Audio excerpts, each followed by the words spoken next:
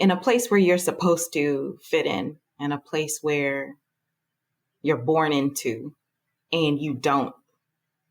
Traveling gives you the opportunity to feel at ease because wherever you go, you're not supposed to fit in there. You choose something and there's going to be turbulence no matter what. That's just life, I think. So, but where do you want to experience it? And I'd rather experience it creating life through my own choices versus feeling obligated in any way, shape, or form to anything or anyone aside from myself. You just heard a couple clips from my interview today with Wanda Duncan. We had a wonderful, wide-ranging conversation, and one of the themes that came up was this idea of fitting in as a traveler and not fitting in your pre-travel life. Most people listening to this show maybe have some either aspirations or are living a bit more of an unconventional life, or maybe have an unconventional mindset around travel where you're not going to limit yourself, or you do not want to limit yourself to this idea of traveling just for a week or two every year. Whether you want to have a home base and travel, just add more travel into your life, or you want to go full nomad or somewhere on that spectrum, and you're probably thinking a little bit differently. And that's a good thing, because the definition of misfit is a person whose behavior or attitude sets them apart from others in an uncomfortably conspicuous way. Now, that part of the definition I don't necessarily agree with, but inside our heads, maybe outwardly, we may not be misfits. I think the visual you might get is somebody, walking in with pink hair and, I don't know, goth clothing or something, and they don't fit in at all in this corporate setting. But if you don't feel like you fit in inside your head, if you know you're, as Wanda says in this interview today, she wasn't a, quote, cultural fit at her company when she was working at CNN, living the traditional life in Atlanta. She didn't feel like it was the right life for her. So how did she make the leap from that traditional work life to digital nomad life? She's been on the road for 6 years now. She's going to share that in this interview, along with practical steps she took and her best advice for you. Also, some advice around getting rid of your stuff before you travel. Should you get rid of everything or maybe just some of the things and keep a storage unit? It's always a debate there. She'll share her thoughts on that. The power of getting around like-minded communities, especially when you want something different than the mainstream. Her best piece of advice for getting things done on the road without burning yourself out or driving yourself crazy. Recommended destinations for slow travelers and nomads. Plenty of wisdom from her transition to travel and her 6 years out on the road. Why school is the worst place to try to be yourself, and so much more. It's all happening in this show. So know, if you are feeling like a misfit somewhere, you're not alone, my friend. That can be your superpower, and you'll hear why today. So let's get into it. Buckle up, strap in. Thanks for being here, and welcome to the Zero to Travel podcast, my friend.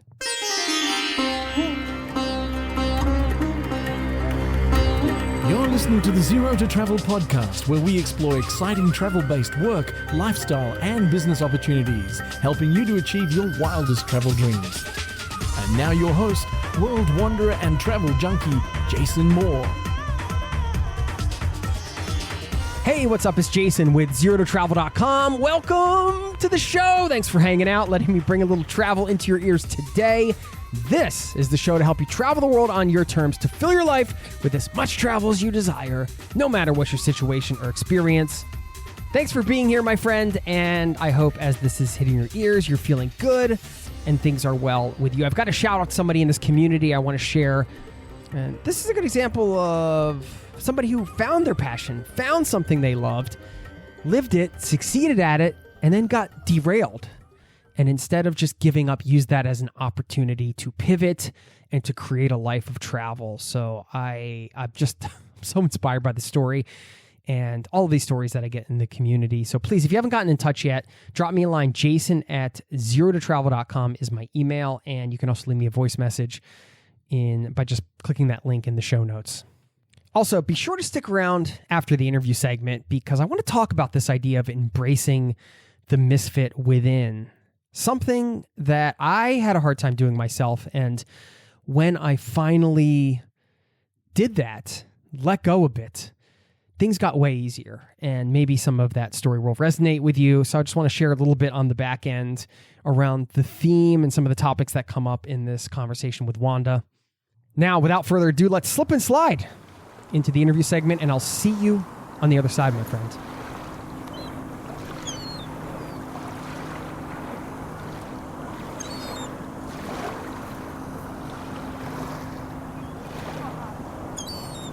You've done a few of these things, right? Couple. How many podcasts do you have out now?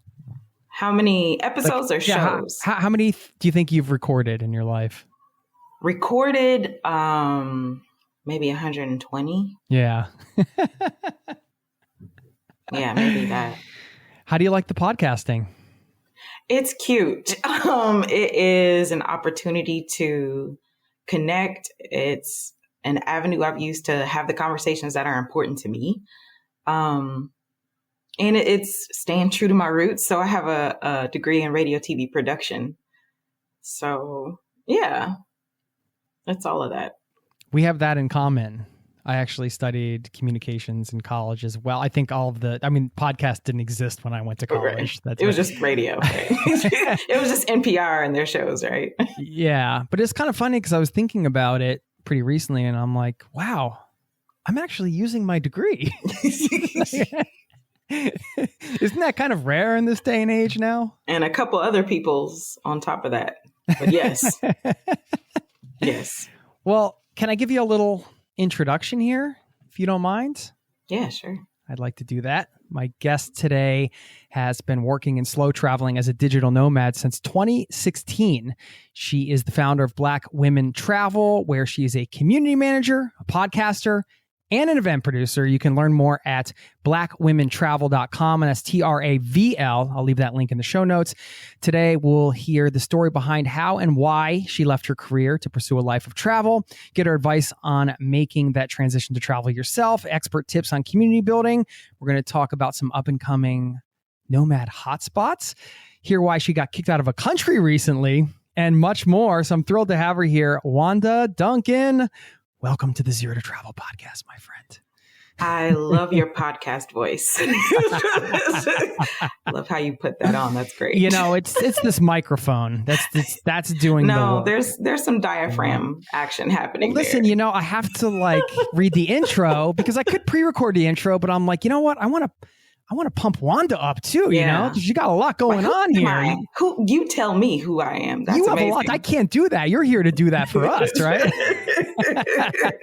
Since you have so much going on, one of the things I do want to talk about is, well, there's a lot around sort of balance and travel and business and all that stuff. But I always think it's nice to kind of get a sense of where you came from, like where you grew up. And I know you were the 10th child and the 6th girl in your family, big family. Just want to hear a little bit about your experience growing up. Were you exposed to travel? What was life like for you? So I grew up in Southern Illinois in a town that you can only describe by referencing other larger cities. So St. Louis, Missouri, was 2 hours away from where I grew up. Chicago is 6, 7. It depends on how heavy your foot is, right? So Chicago, super north. So I'm Southern Illinois. 10th child, 6th girl. But it was only me and my 2 older brothers that were in the house because everybody else was grown and gone, right? And we didn't travel at all. I took myself on my first trips. I had a sister that lived down in Florida and I drove all the way down there in my Toyota Camry, hit the beach on the way down because it would be my first time seeing the beach and, spent some time with her. And my first flight was actually to Atlanta where I later ended up moving, which was the biggest move I had made since going to my next town over for college, right? So yeah, that's what the travel life was like growing up. Yeah, you kept it pretty close to home then, even going to university, huh? Well, Illinois, Atlanta, there's some hours. There's some hours involved. You went to school in Atlanta? No. The next town over was college, and then the first move was Atlanta. So okay, yes. Yeah. And so the early travel experiences was really just you taking yourself to visit siblings. Or sounds like it Yeah. down the floor. Yeah. Was there a defining moment for you where you were like, oh, this travel thing this is pretty incredible? Or was it just kind of a slow burn? Like you started taking some trips and realizing it was something you were excited about. I'm guessing you're excited about it because you're living the nomad life. So you must be pretty into travel, right? Caught fire at some point. Yeah. So that trip to the beach, like literally, like I just mapped it out. I think I was using like an actual paper map or like printed out MapQuest or something like that. And that was just amazing. That was my first foray with something that was bigger than me. I'd always, there's this thing, I think a lot of travelers feel like this feeling of being different. And I'm doing some writing to explore what that looks like these days. But having an audience with the ocean and being with something that was so giant, I feel the same way about my mountains. It's so giant. It's so much bigger. And it just speaks to like how I feel inside, I think. So I think that when I drove all the way down there, those hours upon hours by myself, my first like big girl trip, I guess you could say, it impacted me. Like, I'll never forget that. I'll never forget sitting there. Like I brought stuff to do. I was like, okay, I'm going to be at the beach. Let me bring some reading and like magazines or like whatever. And I just fell asleep. Like I just absolutely fell asleep just being in the comfort of that kind of environment. You mentioned kind of doing some writing now, exploring how travel maybe makes us different and what that means. What are some of the conclusions you've come to so far? And it sounds like you're kind of something you've been pondering recently. So I'm curious where you're at today. Yeah. So the thing I'm exploring is that, and I want to get this published too, so definitely look out for the article, but in a place where you're supposed to fit in a place where you're born into and you don't, traveling gives you the opportunity to feel at ease, because wherever you go, you're not supposed to fit in there. That's not your culture. That's not your language. That's not your anything, not your waters. So you can immediately feel at more ease because that expectation that you have of yourself, which is often silent, is gone. You get to remove that. So you get to just be, you get to just breathe, and you just exist in your skin as you are without that. And I think that's huge. There's no expectation to fit in, essentially, is what you're saying. Well, you're in Albania right now, right? So I'm just going to go on a hunch here and assume you don't speak Albanian. Not well. Right? Yeah. And then that adds another element, I feel like, because when you're in a foreign country and you don't speak the language, then all of that sort of talk around you becomes almost just ambient noise. And, because you don't understand what's going on. You can't eavesdrop. You can't I find that I've been in my own head a lot as a traveler, being in places where if I'm by myself and I'm just on my own, you don't really know what's going on around you. I'm not sure if I'm supposed to say it like this, but it's almost like being culturally autistic. There are things happening and you are not sure what's happening. So you find yourself paying attention to the body language. You find yourself paying attention to the inflection. And it's like, why are they yelling? And it's like, they're not yelling. They're just like talking to each other like this is normal. Or understanding the relationships between people. You see the grandparents with the grandkids and stuff like that. So I think you just start to pay attention a lot more to what's happening because you have no idea like how that culture expresses love, how that culture, what their attitude is towards money and religion and politics and all this other stuff between men and women, if you want to stick to the whole binary thing. So yes, all of that. And through some of these experiences you've had without all the stuff that you're pondering, that no expectation of fitting in, has that revealed anything to you about yourself that was unexpected?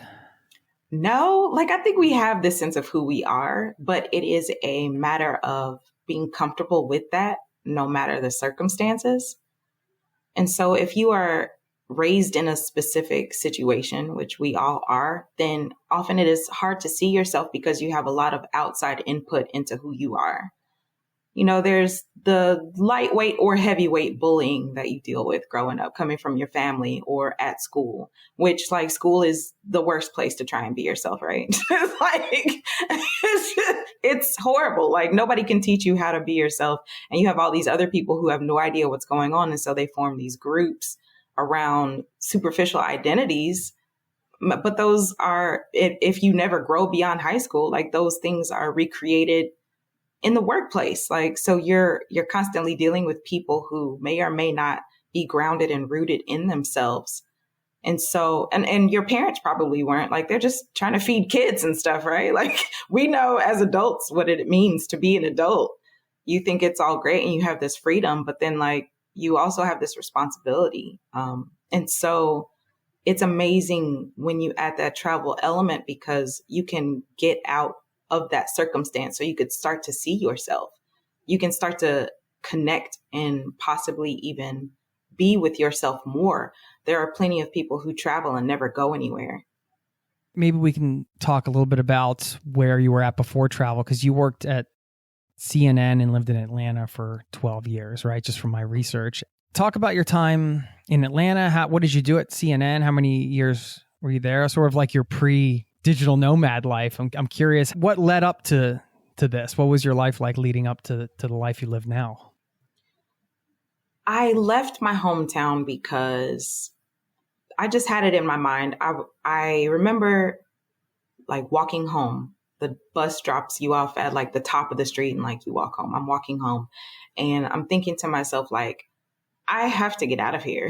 Like I can't stay here, and grades are going to be my only way out. And so I just made sure to try and be really smart, or like do well on tests, like whatever that needed to look like for people to give me an opportunity to get out. So I went to college, and then after college, the next town over wasn't far away enough. It was like half an hour away from my hometown. And I was applying for positions and ended up in Atlanta.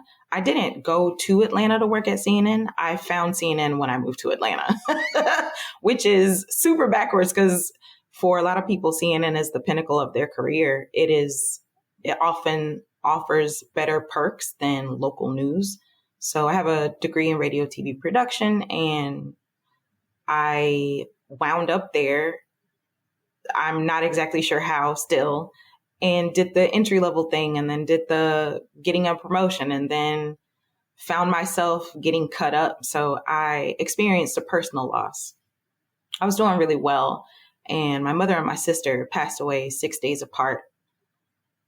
And as a young person in a corporate setting, it was the worst. Like I didn't have a mentor to like help me guide through. So like I took some time off of work and came back still shattered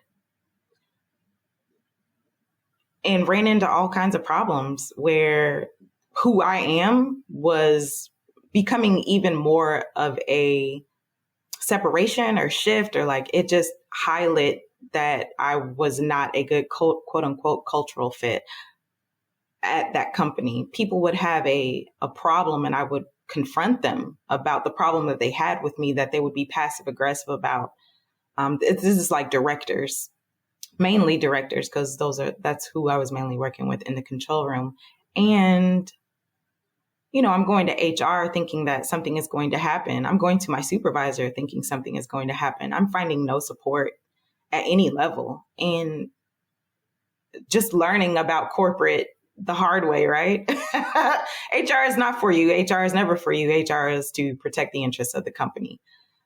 Even when I was dealing with harassment from my boss, there was a specific moment where I'm talking to her about the issues that I'm having. I was in a busy part of the work day. So like New York handles the early mornings, LA handles the evenings, Atlanta handles middle day, right? So super busy, and I needed to be moved to another schedule. And she said that she thought about that, but she never took action to support me with that. She was new in her semi-defense. She's not the person who hired me. She herself had just gotten promoted. So anyway, I'm trying to talk to her about this, and something is happening there that's not quite clear, because in corporate, like, nobody just comes right out and tells you. This is something that we have in Black culture. I don't know that it exists in other culture, but it's like a real talk moment. Like, hey, like, real talk, this is what's actually happening. Like, that just never happened. And I have no idea what's going on. So there was a schedule bid where there's a specific number of schedule. Let's say there's 13.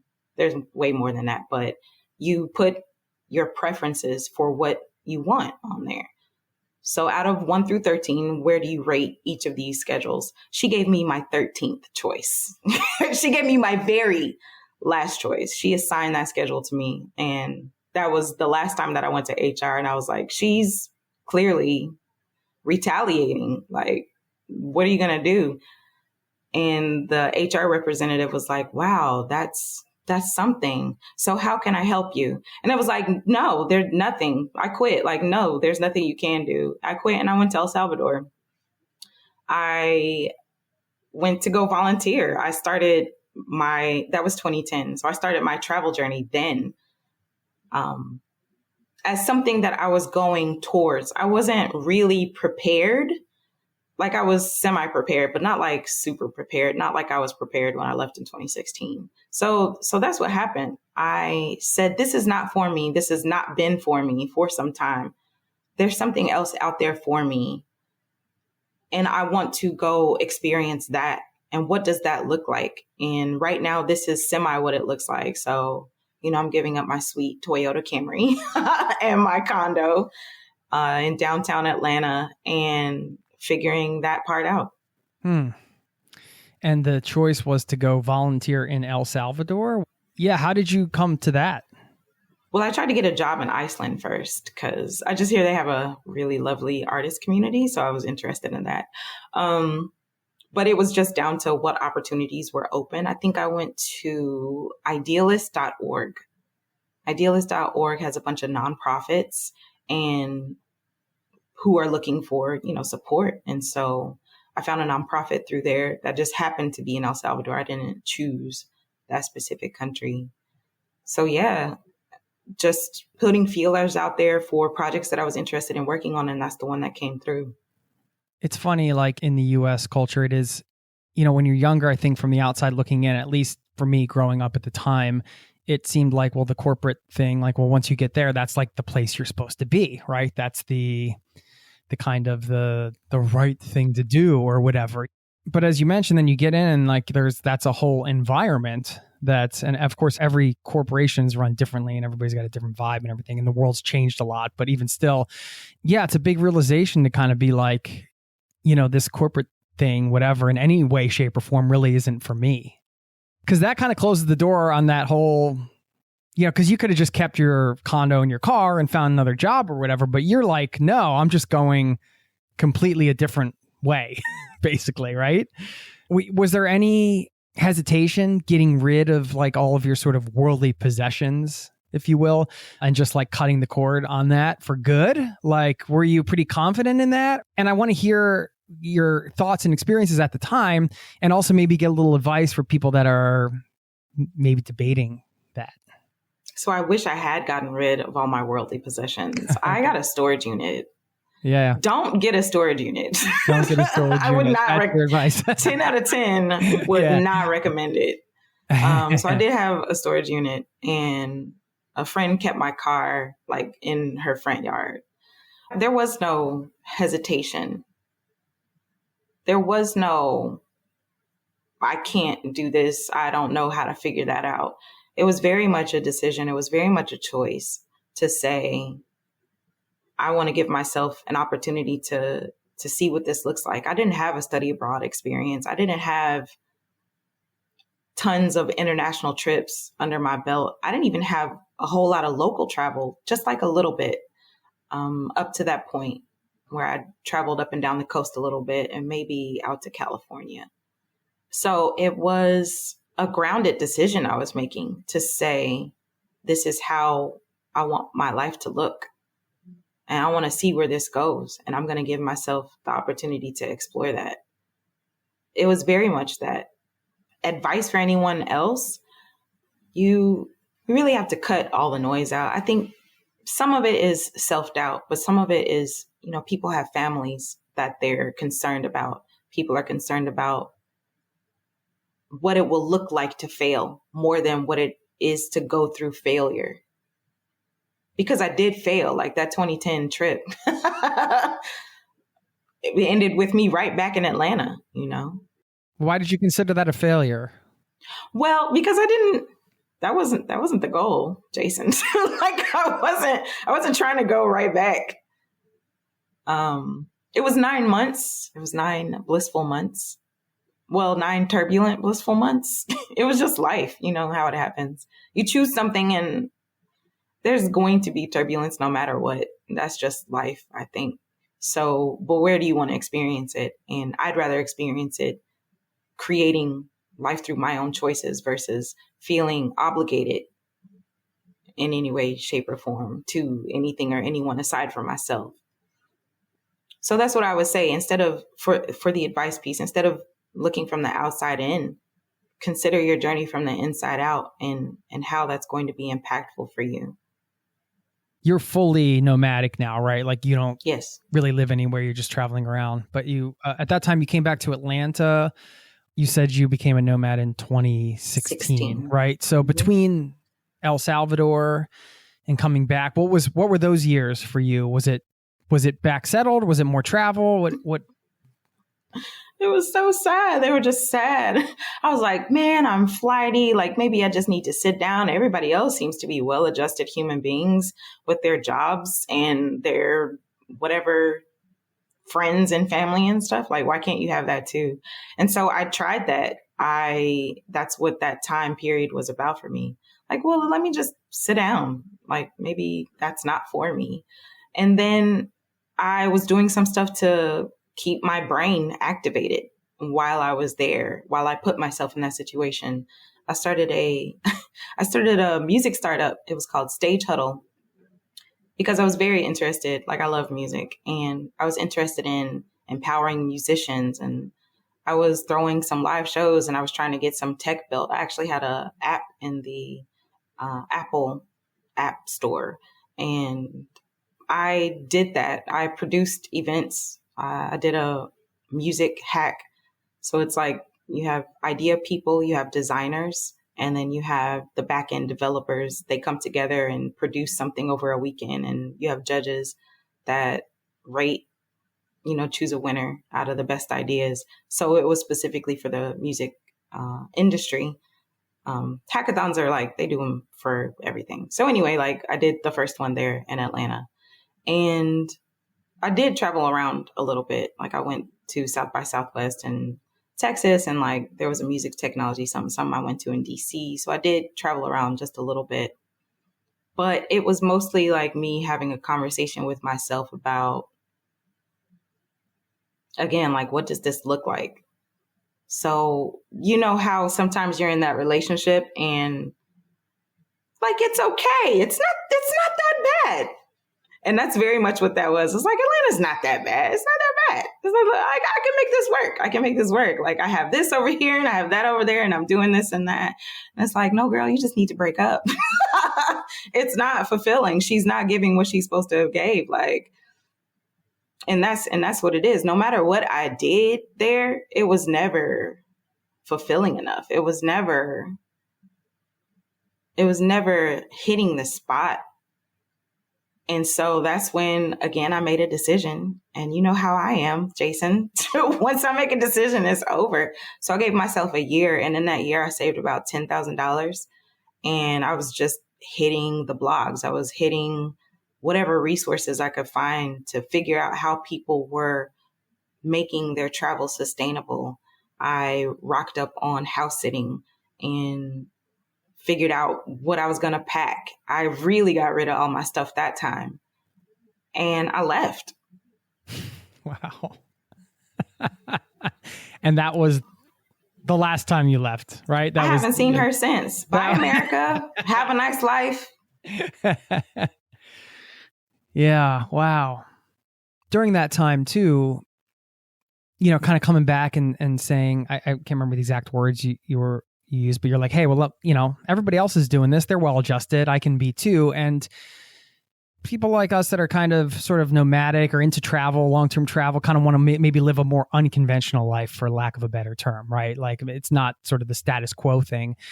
I do think there can be that period where you sort of beat yourself up, like, shame on me for wanting to, like, who am I to, want to live differently in that way? Or, these people are doing it, so it should be okay for me too. Like, why can't I just fit into the regular thing? Why do we beat ourselves up like that?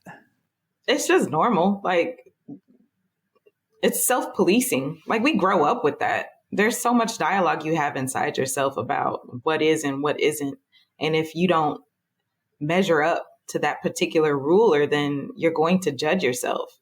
Your teeth aren't straight enough. Your hair's not whatever. Your face isn't organized correctly. Your body shape, your muscle mass, like your toes even. If that second one is longest, like, oh man, people are going to think I'm aggressive. Like, so. Wait, is that what that means? Because my second toe is longer than my first toe.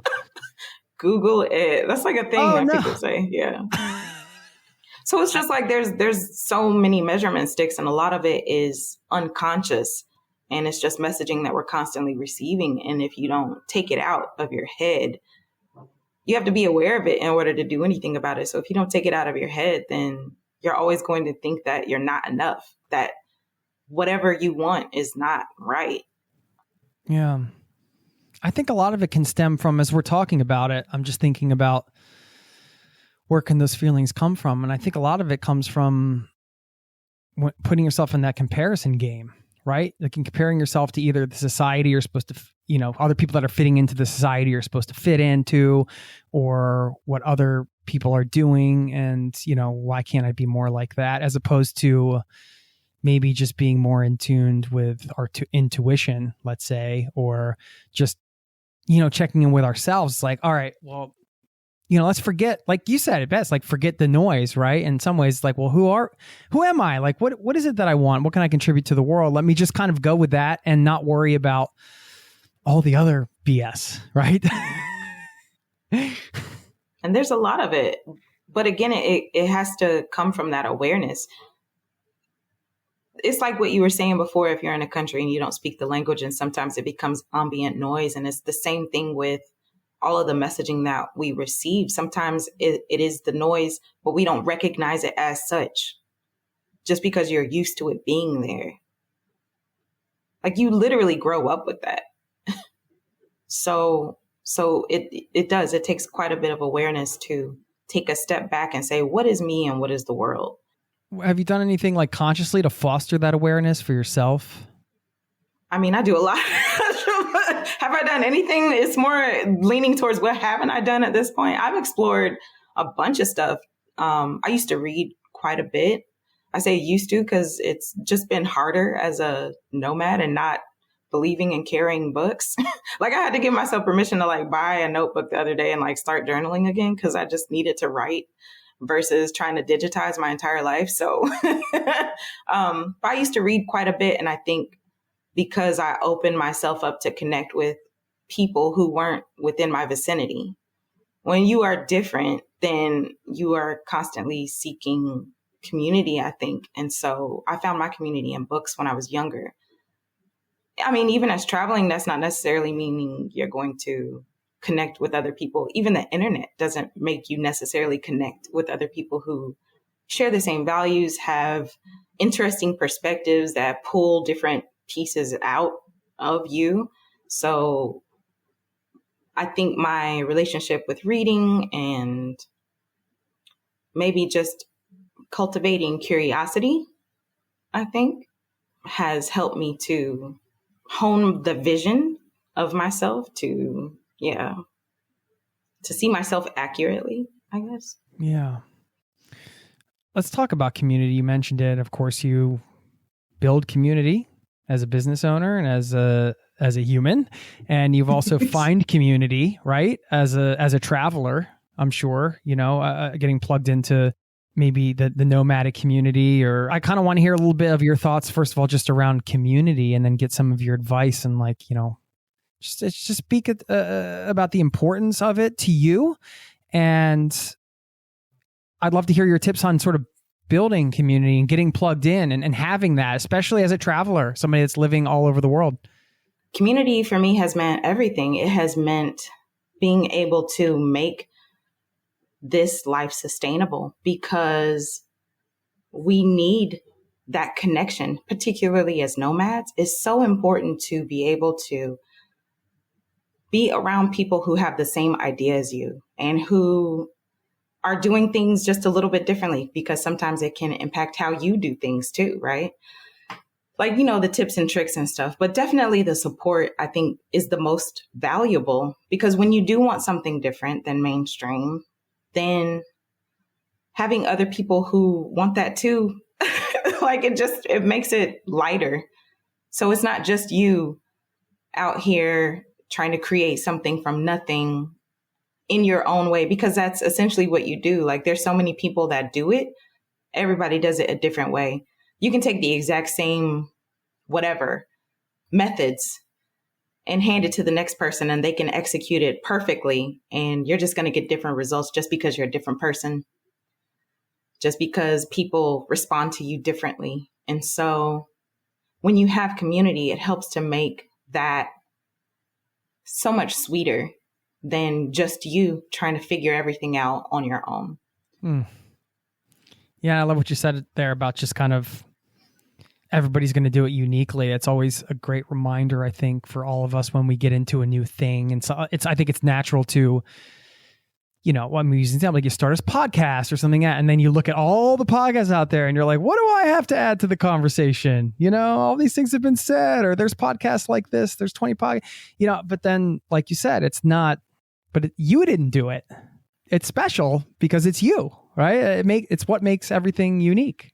I don't know who came up with the snowflake thing, but it's absolute crap.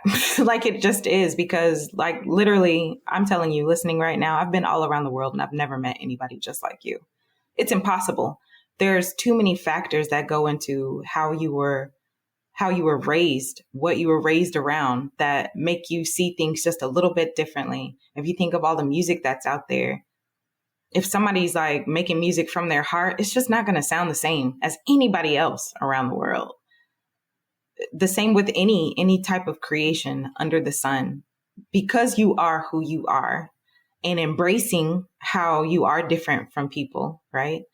That is going to create a whole different whatever it is that you make than anybody else. And so do it.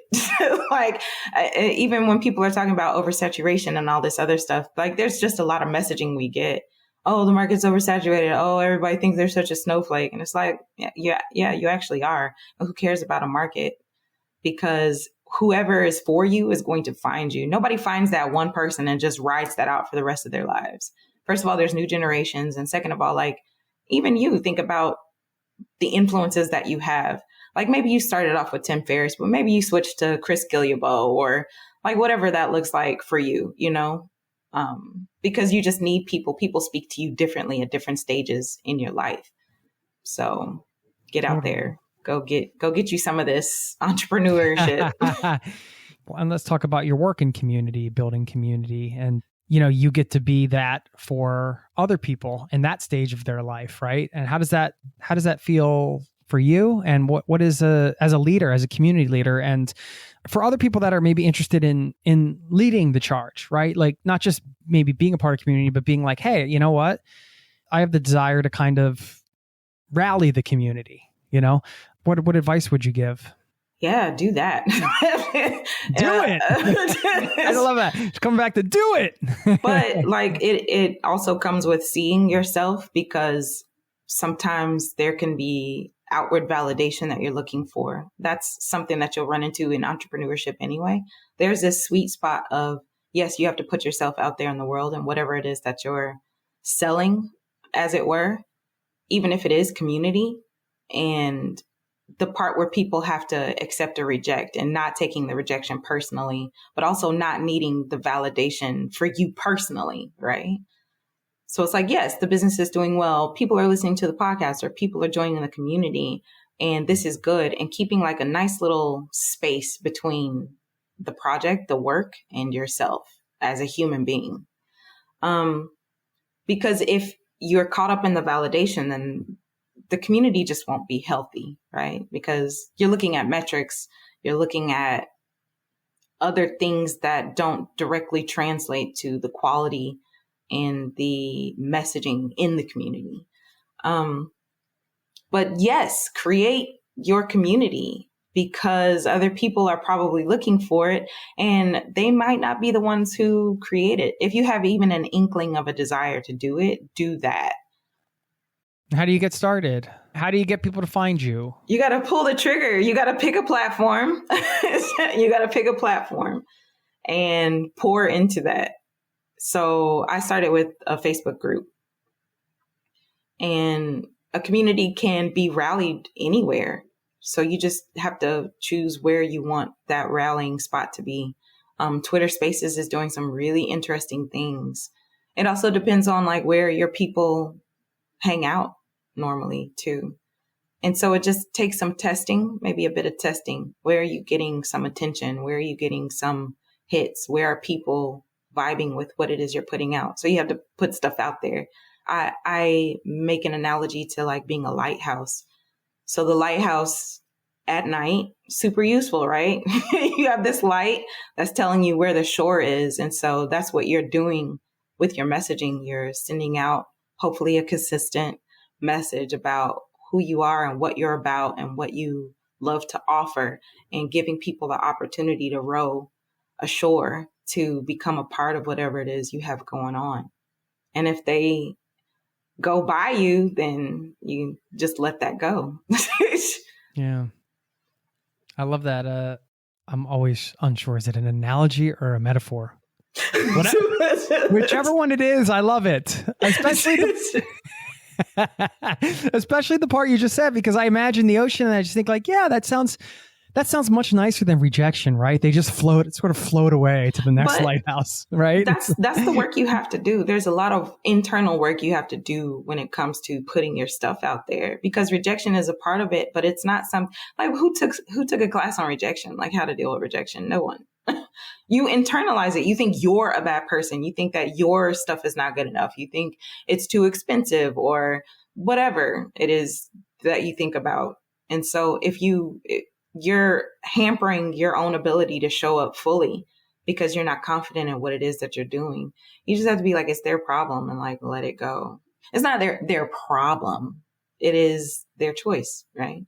They have other stuff that they have to do. Let them go do it and just focus on the people who are either already here or who are similar, who would be down if they could find you. Yeah. It's a bit tied into like worth, right? Self-worth. I know you have a quote here, must have grabbed it from your website, I think, or maybe one of our email exchanges. You said, and making money how you choose is another way that we get to know ourselves and grow personally to do the work it takes to put ourselves out there and put a price tag on it. That's quite a journey I've found, putting yourself out there in the first place. And sometimes continually it can be tough. Was that ever a struggle for you? Did it come naturally to you, or was there some resistance at first? And how did you overcome that, if so? I still feel very much in that to this day, because the community that I'm happy to be a steward of is not where I want it to be. And I'm trying to understand why. Like, why is it like this? And how can I transform it and make it really juicy and lovely and wonderful? And some of that comes with empowering the people who are already a part of the community. I think how I've gotten through that is trying to think through it. So just arriving to this place where I'm like, okay, empowerment.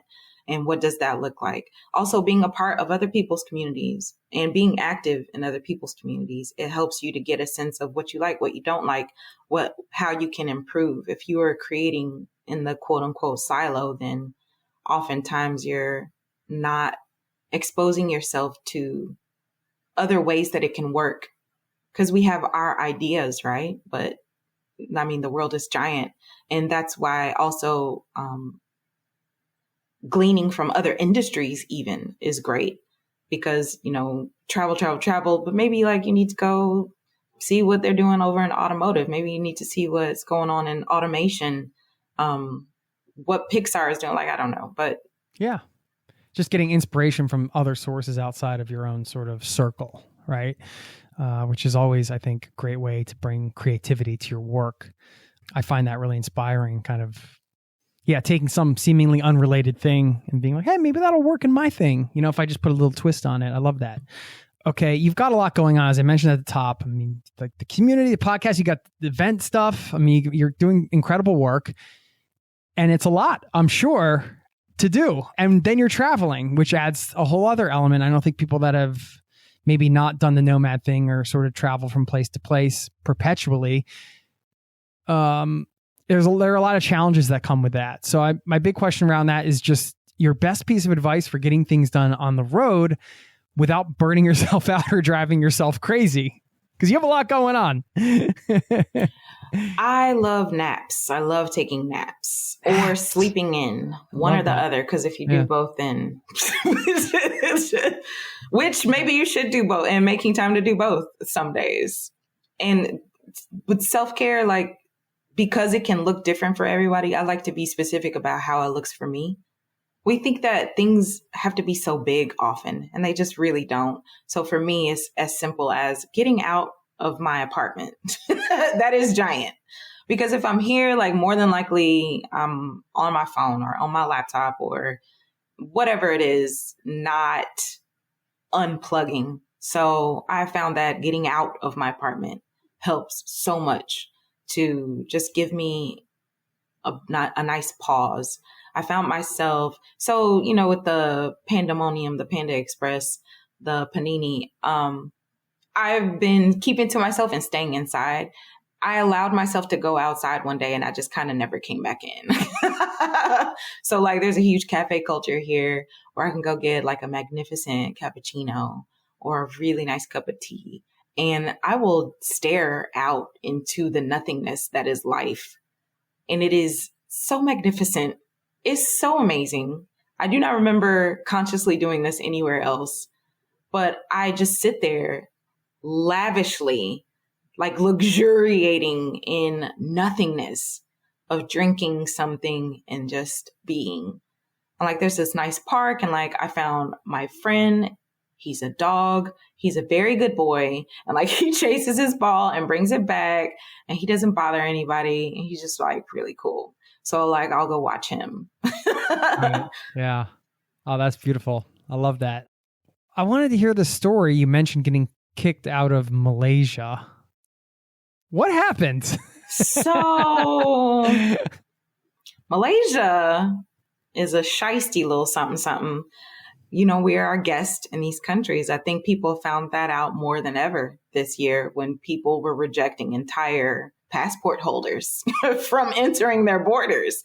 So this is a cute reminder, like, hey, you're a visitor here. They had been great. I was there when the pandemonium started.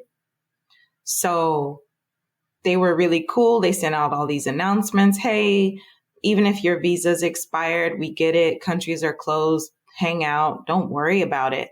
Whenever the movement control order is lifted, that's when we'll give you all 2 weeks to go about your business.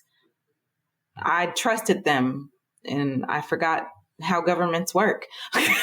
So everything was fine. March 2020, all the way up through April 2021. When I'm scrolling on Facebook and I see something that made me go find the announcement. So I find out on a Friday, they made an announcement the previous Monday that I needed to leave by next Wednesday. So even if they had lived up to their promise, that was like a week and a couple days, right? Like 7, 8, 9 days to leave the country.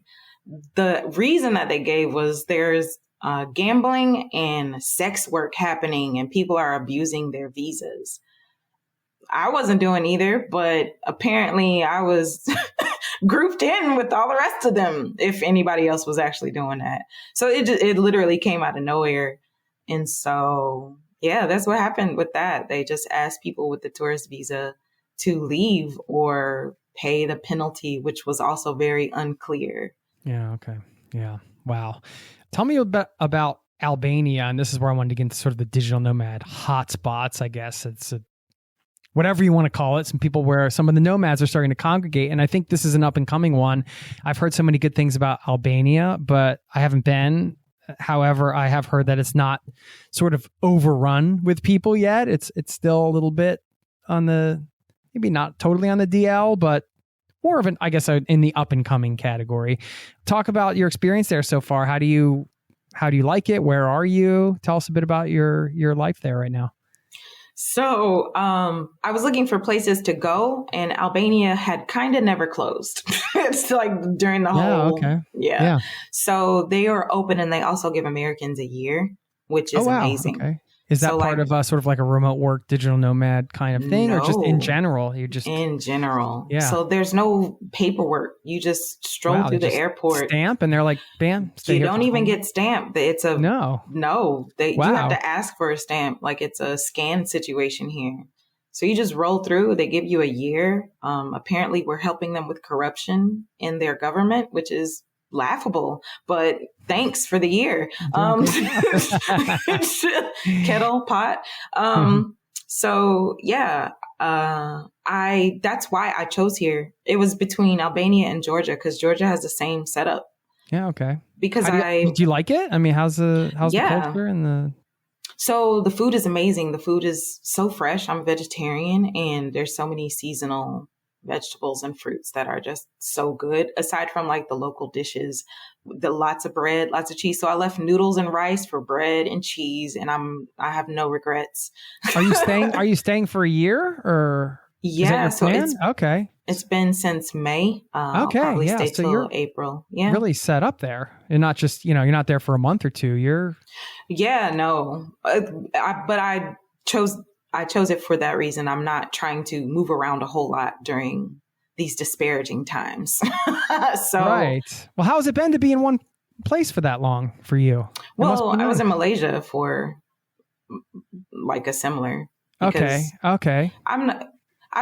I'm a traveler that's more focused on, since I'm a slow traveler, I'm more focused on connecting. So like being somewhere for an amount of time doesn't bother me.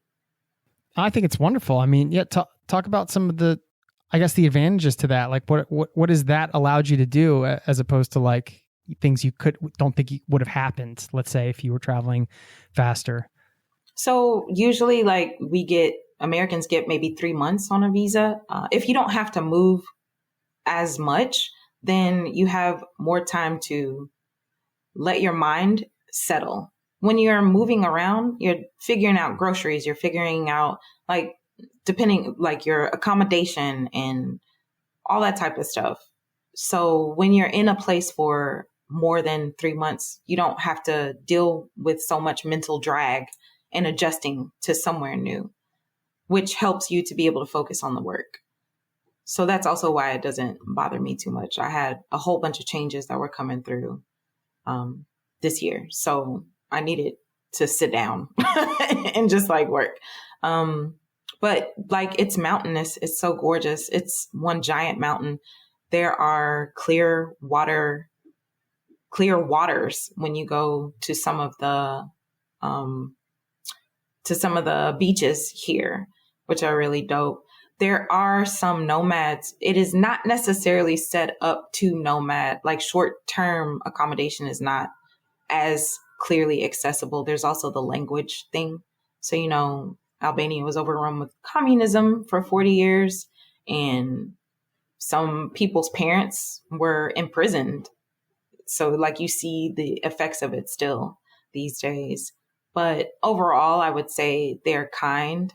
I'm still trying to figure out what that looks like exactly. They're not the nice kind of people. When you look at them, they smile. They're very expressionless in that. If you speak to them, they open up. They have a reputation for just like being really friendly, and I don't know why, because it takes a touch or two to get them to warm up to you. But they're very they have a lot of traditions as a culture, very heavy on the respect, heavy on the being seen in public and how you are seen in public kind of thing. Yeah. Do you have any specific destinations you kind of recommend to people that are more into the slow travel mindset? So cities seem to be a bit easier because there might be a larger English speaking population, which makes it easier for you to find a place. So Tirana is the capital. Saranda is another really popular destination, which is all the way at the south on the beach. Tirana is like just in the middle of the country, so you're not going to get that there. There's also Dures, but I don't know that it is as popular, but it is another big city. Yeah. So, and other countries or other places around the world that you would recommend as well? I love Thailand. I loved Thailand. And I loved some parts of Indonesia that I've been to. A little bit harder to make local friends because of the language barrier, unless you are learning a language. But I did enjoy my time in both of those places for the most part. Can you share a memorable sort of travel experience that kind of encompasses what travel or nomad life means to you? Okay, so when I came to Albania, I do my research. I joined the Facebook group, stuff like that. Everybody's like, just get here and people will help you to find a place. When you are a nomad, you are moving to another country, sight unseen often, and just like relying on the internet to get you through it. It was not that simple for me. It wasn't just let me tell a couple of people, let me post in a group and I'll find a place. It was much, much more difficult. I ended up going from Tirana all the way to Saranda, which is maybe a 5-hour bus ride, to rent a place that was no longer available because while the son lived in the house with the mother, apparently they didn't talk to each other. And then like I'm trusting another stranger to come back up north 5 hours just outside of Tirana to find a place. And, he says, oh, the place I was thinking of, like the owner is a little bit shifty. So I don't know if that's going to work. So eventually, like I'm in a place now. Yeah. I have a plant. It's amazing. I call her Planty, but that is what it means to be a digital nomad. This is the first time ever in my experience. People use Facebook differently and they don't post apartments on Facebook here in Albania. They have like Craigslist type places, forums where they post stuff. But if you don't speak the language, sometimes they just hang up or like not respond to you. So I think that's what it means to be digital nomad. You have to have a flexibility of mind. You have to have a resilience. You also have to have a drink because it was really stressful. So that's what I would say. That's a story that encompasses, I think, for me. Oh, that's funny. It's like, you're talking to a nomad when they're like, oh my gosh, I have a plant. This is like incredible. It's like not, you can't carry those things around with you. So, well, I had a blast getting to know you today. I want to respect your time and I would love for you to just share once again, whatever you want to share here, where everybody can find your work, a little bit about what you do, anything you want to share here so people can dive into your work. Thank you. I really appreciate the opportunity to speak with you. My pleasure. You were so cool. Thank you. You can find me on the internet because that's where I stay. You can find me at blackwomentravl.com. That's TRAVL. As Jason mentioned earlier, blackwomentravl.com, where I have my community, I have the podcast. Cool. I appreciate your time. Wishing you the best of luck and hope we can stay in touch. Likewise. Thank you, Jason. All right. Take care.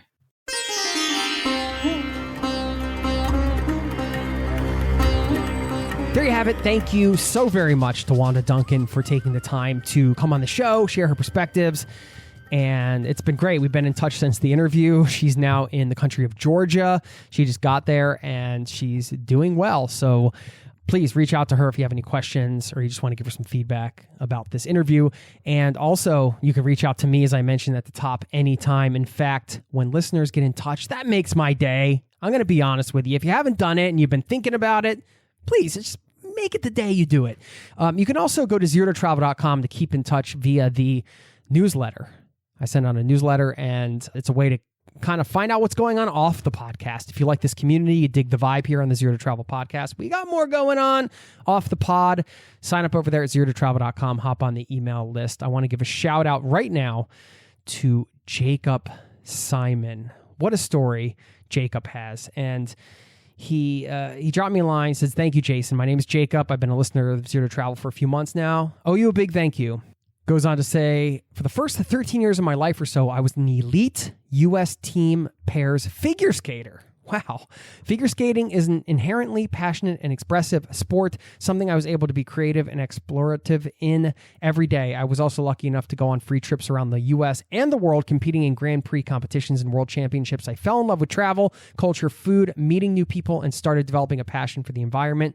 But the day came where I dislocated my right shoulder on a new lift my partner and I invented. My skating career was effectively over. While going through 2 years of physical therapy, I was lost and not sure what to do with my life.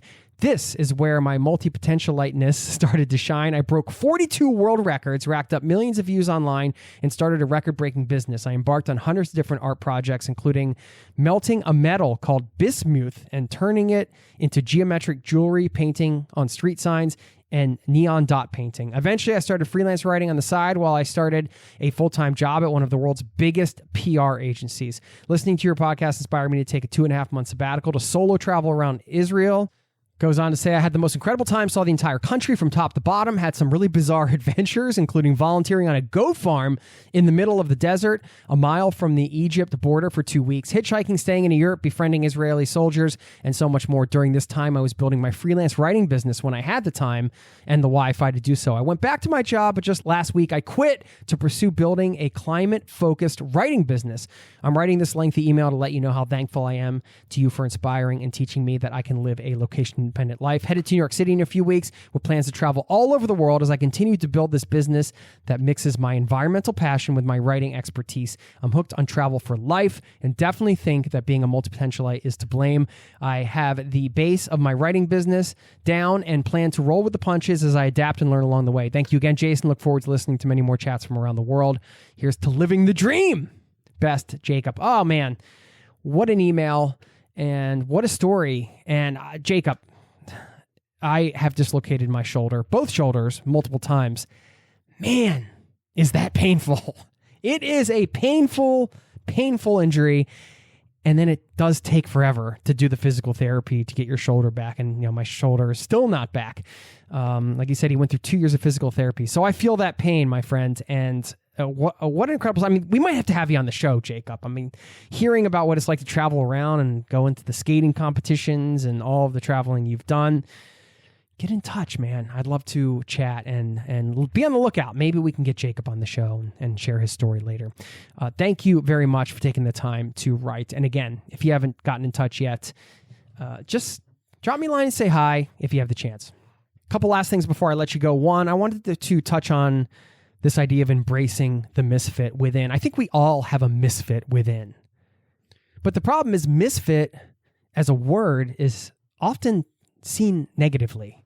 There's a negative perception around that word. I don't think it's a negative thing. In fact, to kind of tie this show together, I think this is a superpower for travelers, because when you acknowledge the fact that you don't feel like you fit in to a certain way of living, a certain lifestyle, a certain corporate environment, whatever the case is, the sooner you kind of accept that and embrace your whatever weirdness, if you want to call it that, your unconventionality, I would just say embrace who you really are and what you really want.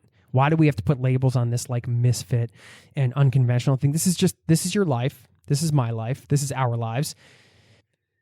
And we should just accept who we are, right? Who we are in that moment, which of course is going to change.